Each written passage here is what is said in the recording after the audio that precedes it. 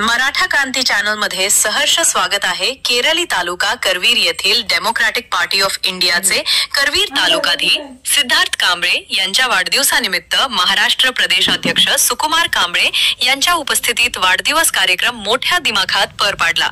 यावेळी असंख्य कार्यकर्ते उपस्थित होते। मराठा क्रांती चॅनल मार्फत सिद्धार्थ कांबळे यांना कोटी कोटी शुभेच्छा।